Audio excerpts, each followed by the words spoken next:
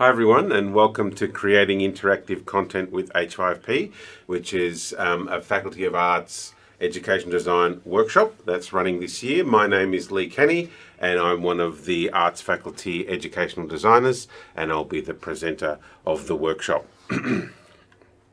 So let's have a look what's involved, shall we, in this workshop. So this workshop really aims to translate some of the active learning strategies that you've been running in your classroom to get students to engage more effectively with learning materials and to translate that into the digital learning environment. And there's a couple of tools that we want to use in this workshop to get you to think about doing that. First one is H5P, which is an external tool to Moodle, but it is integrated, and you'll be having a look at how that works and how the different types of activities that you can create with that.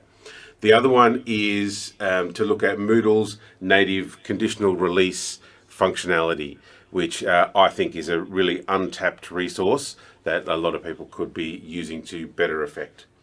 So that really is the content of the workshop.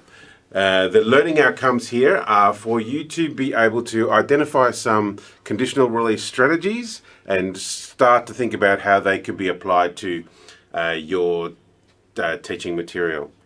You'll be developing an H5P activity and to work out how that could be embedded and contextualized into your learning and teaching pathway in your digital learning environment.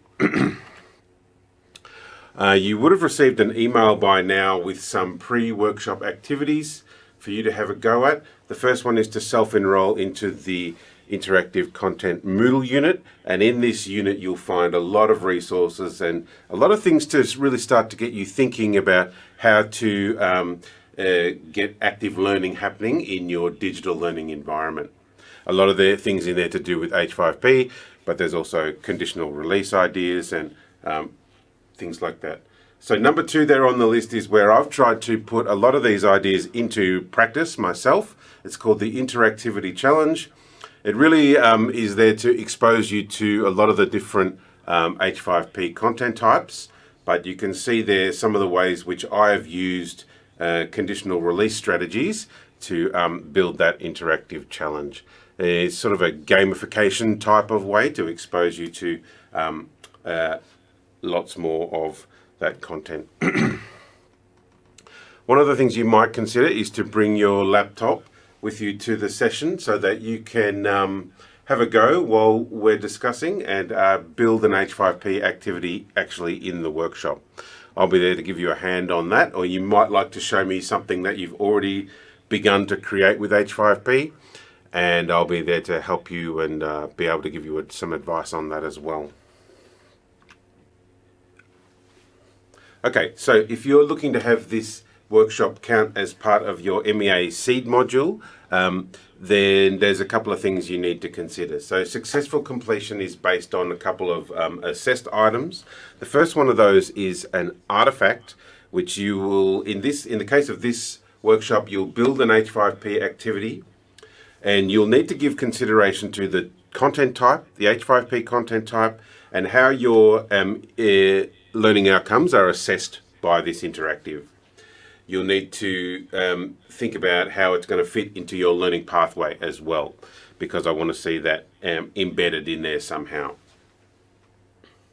The other aspect of that is the reflection, which you can compose and submit at the Arts Professional Learning Workshops Moodle site, which I will give you access to if you are considering this qualification. So if you have any problems accessing any of that material, firstly at the H5P Moodle unit, then please let me know. You can contact me, leekenny@monash.edu. But failing that, I look forward to seeing you at the workshop and exploring some of the ideas you have for interactivity. So I'll see you there. Bye-bye.